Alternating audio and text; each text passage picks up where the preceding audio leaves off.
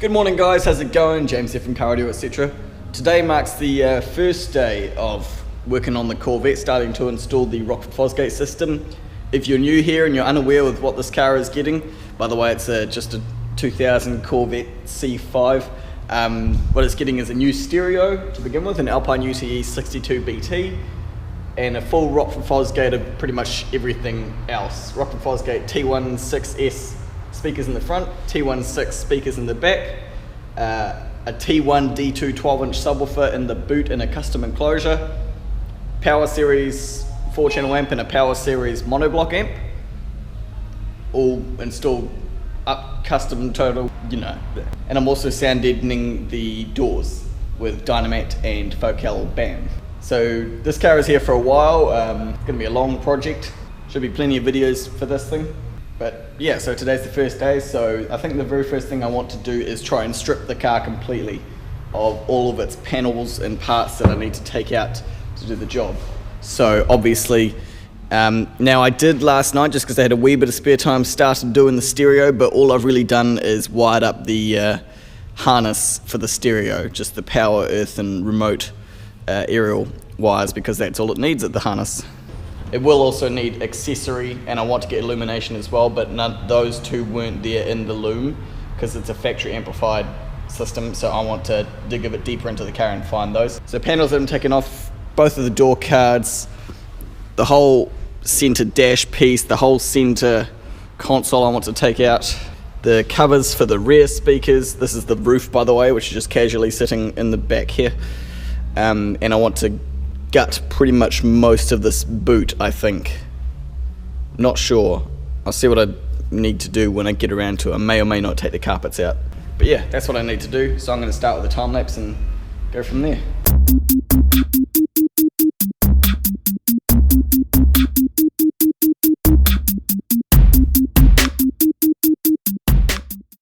Okay guys, so I got pretty far. I got the whole center console out and the driver's door. Haven't done the passenger's one or the boot yet, but the reason I've stopped is because a Porsche 911 for yesterday has actually turned up. He just got his days wrong, so I'm going to quickly whip that out. It's Rockford Fosgate 4x6s and punch series front components.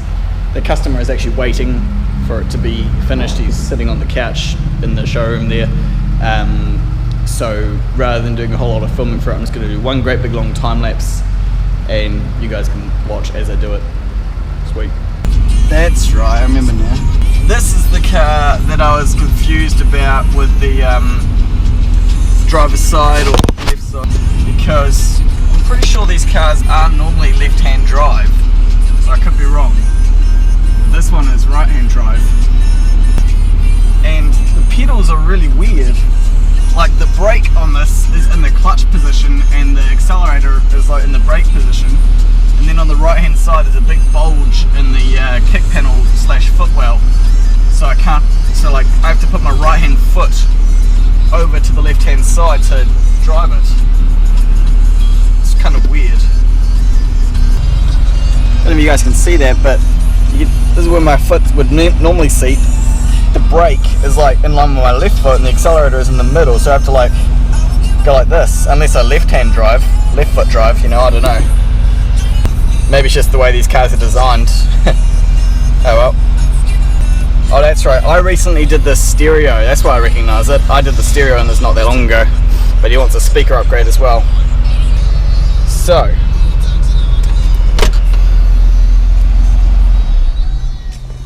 Rockford Fosgate P16 is going in here, and Rockford Fosgate Punch 6x4 is going in the back there. Hopefully they fit right. Time for a time lapse.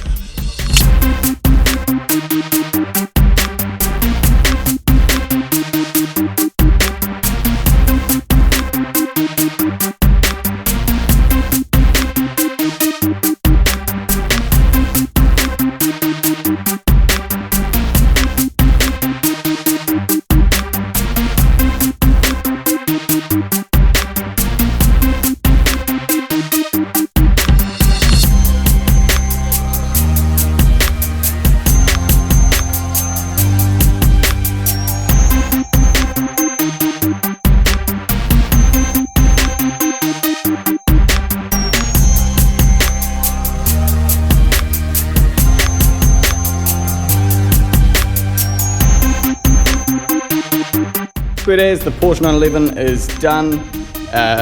Rockford Fosgate's 6x4 inch speakers poking through the top there.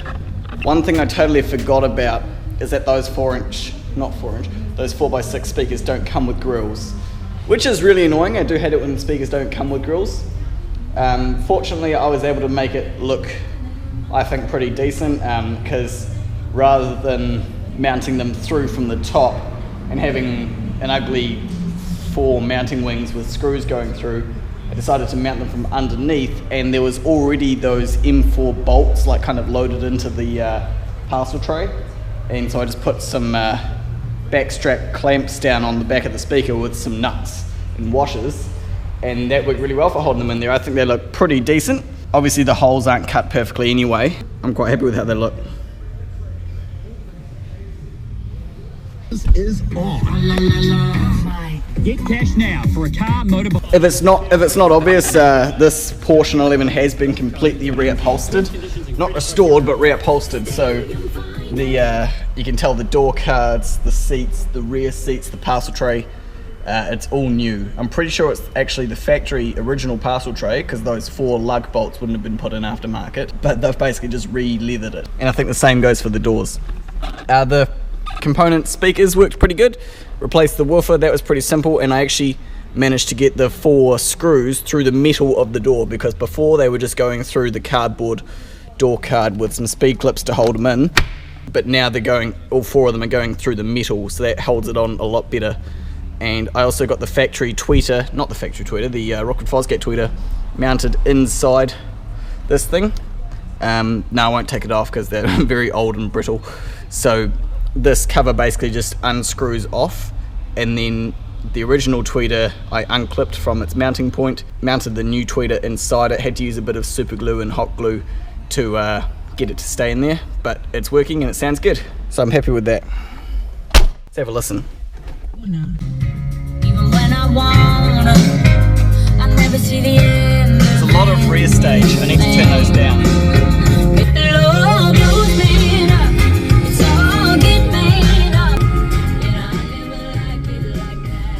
That's good. I've faded it to 4 out of 15, and that just kind of calms the rear 4x6s down a wee bit. Now there's a nice, you can still hear them,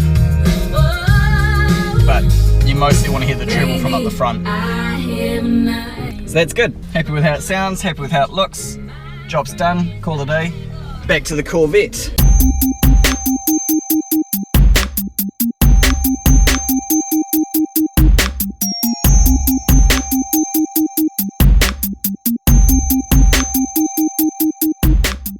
Okay guys, where I'm at now with the Vet. I haven't worked on it just in an hour or two just because I've been doing stereo stuff into this Alfa Romeo.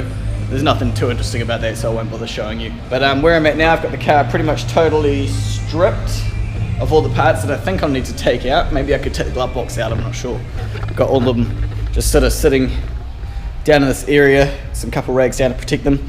Getting the rear speaker panels off was interesting. I had to take these gas struts off their connections at the top, like support the trunk lid with my body. No, support them with some poles, and then get them off, which was hard in itself, and then getting them back on, and those little clips which go around this bit, a little locking clip, that was super hard to get back on with my fingers. I need a set of those pliers, which when you squeeze them open it up, like, I don't know what you call them, but when you squeeze the pliers they pinch something open. I won't bother buying a set, I wouldn't use them often enough, but they would have been handy for that. Anyway, what am I up to now? Probably taking the speakers out is next, I think. Yeah, speakers out. What do I want to do with the carpet? Oh, I could probably, I wonder if I can untuck this carpet so that it just, there we go, it does just come out. I wonder if I should take these things off. Nah, because then I could do. No, I probably don't need to take these off, but at least I can lift this carpet all the way up. Just like that. Tell you what guys, I'm not a fan of the plastic in this car. All of the plastic in this car is so brittle. It's like non-flexible. It's not old, it's just non-flex, there's no give, which means very easy to break. Not huge, not very fun when taking panels off, especially if you haven't done them before. So yeah, I think I'll start by getting some of the speakers out maybe, or getting all the speakers out really.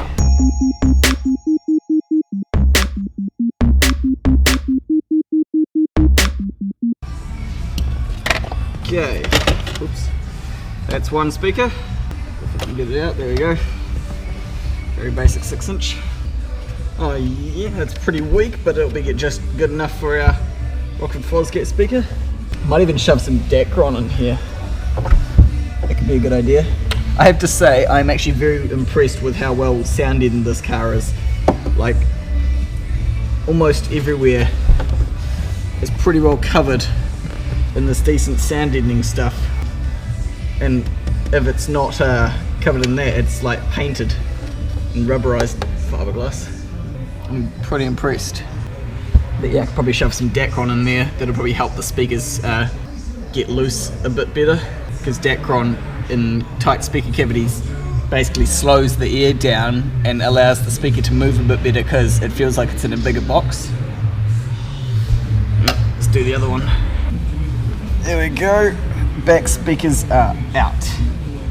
Wait, what's this thing just hanging here? I don't even know what that does. The other thing I can do is take out possibly this, what's the name? Here it is. There's a CD changer mount here that I can take out. Just need my 10mm. Really, I do need to take all the carpet and things out, don't I? Because I need to know exactly what space I'm working with for the sub box down here. And I can take all the wiring for the CD changer out. Where's the spare tyre in these things? Does it go in here? Is this where you put the spare tyre in this little bay in here? Like a little space saver or something? I don't know. Alright, I need to put that Alpha back together real quick, since he's not getting speakers today. Hang on. A few inches later.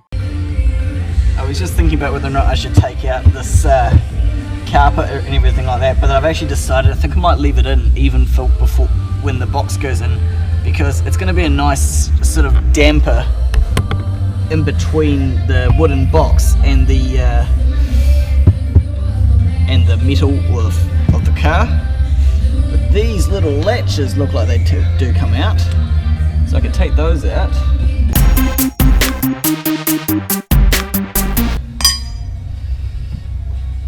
Yeah, and it's got this foam layer as well, which will be a good sound deadener and rattle preventer. We take the speakers off the doors now, and obviously I'll be able to make a wooden baffle to match this shape. Who knows, maybe I'll be able to even use the plastic baffle that's already here. Does it just come off? Yes, it does. Cool. Ah, that's where the amp is. Yeah, I'll probably just make a wooden baffle to match this shape.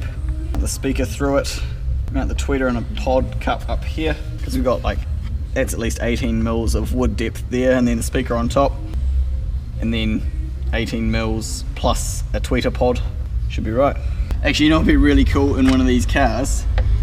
Replacing the little Bose amplifier in here with the Rockford Fosgate PMX 100 or whatever it is, the little powerless amplifier, which can also take power, but it's like the perfect little size and setup to replace the amp that's behind this speaker with, and then you don't have to install an amp anywhere else in the car. That's actually a cool idea. So that little PMX would fit in that space pretty much perfectly, and then you could replace the speaker and the tweeter as well. Cool. So yeah, I've pretty much got the car as stripped as I think I possibly could need it to be. Yeah, power wise, I'm probably going to run down the right hand side passengers sort of footwell floor area and up to wherever I put the amps. RCAs and remote wires are going to run down the center here, like under this whole covering area. I do have an idea in mind as to how I want to do the amps already, by the way, and the subwoofer box and everything, but I'll talk to you guys about that in another video. I think for the rest of this video, what I'm going to do is try and finish off the stereo related stuff. So I need to get, because in this loom, these ones with the plugs that would have plugged into the factory Chevrolet stereo for the Bose amplifier, but we're not using those. All we need is what's in this harness, which is just permanent, aerial and earth, but then I still need accessory, and I would like to also get illumination as well if I can. So I think I'm hoping I'll be able to get accessory actually from the underside of the key barrel here, because it does have an accessory point. That's the cigarette lighter there. I might be able to get it off that. I'll see what I can find an accessory. If I don't find an accessory power supply from the cigarette lighter or something, I'll probably get it from the ignition barrel underneath here. The other thing I need to do is a microphone. I'm not sure where I'm going to put that yet, but I'll find a place. That's probably how I'm going to finish off this video.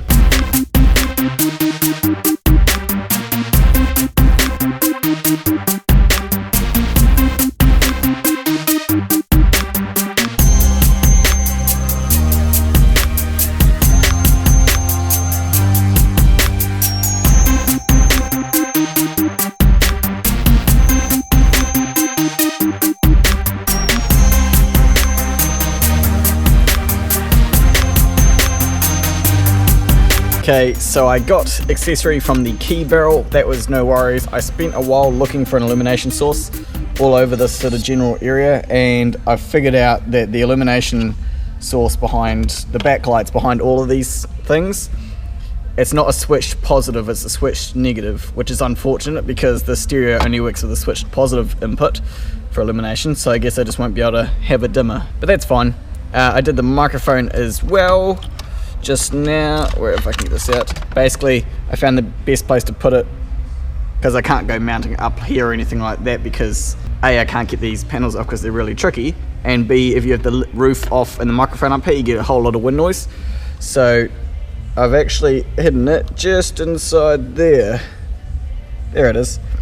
And the wire just pops out the side. I've got it all bundled up. And then if I can put this back in, this just goes back in like that.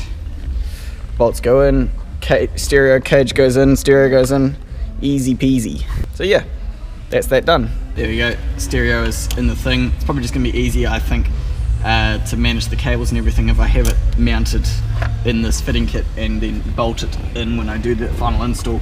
So let's just do a test here. One, the microphone power harness. I just need to, I'm gonna check it and see it turns on and everything like that. Make sure we get accessory right. And I'll also test, see if we get any stations. We won't be able to hear anything, but I can seek it back and forth and see if it gets anything. Cool, that's in. Key. Just accessory is fine. Alpine. Now this blue wire we want to be away from, I guess that's live. Okay, seek. Yep, let's try AM.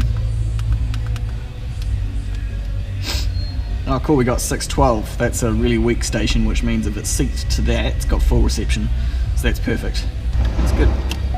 So with that, the stereo itself side of things is pretty much done. Obviously I can't put it in yet because we're still going to have remote wires and RCAs coming out of here.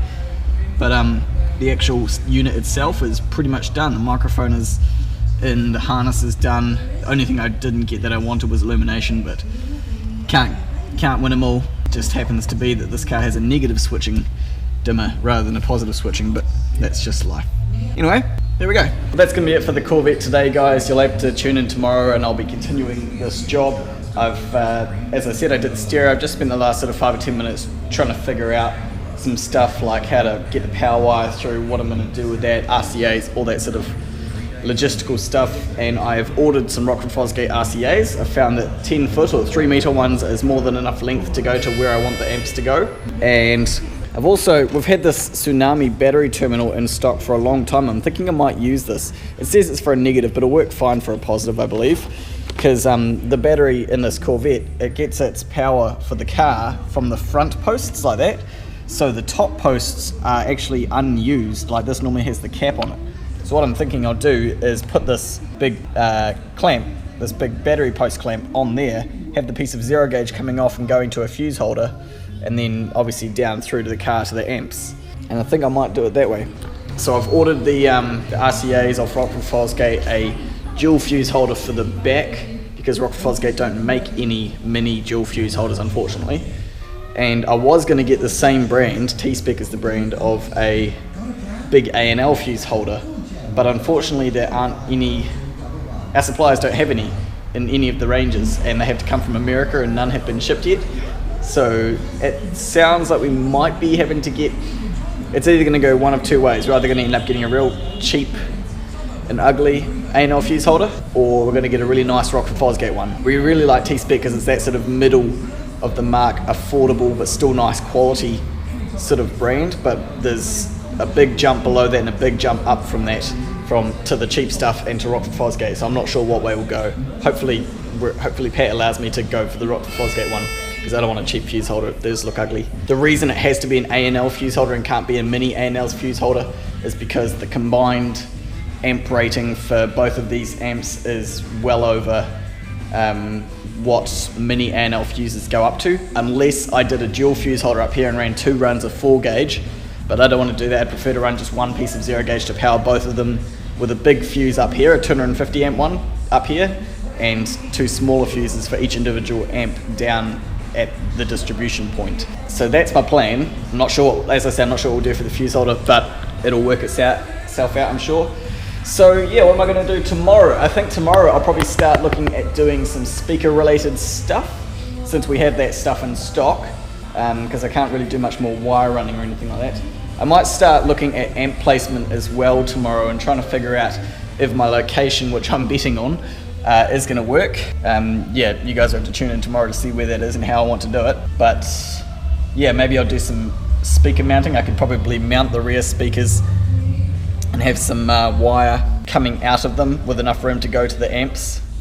And I could possibly even do the front speaker. Oh no, I can't do the front speakers until I've sound deadened the doors. It's something else I have to do. I'm not sure. I have to work it out as I go, guys. Thank you so much for watching today's video. Choose to be happy, and I'll catch you tomorrow. Kite Ano.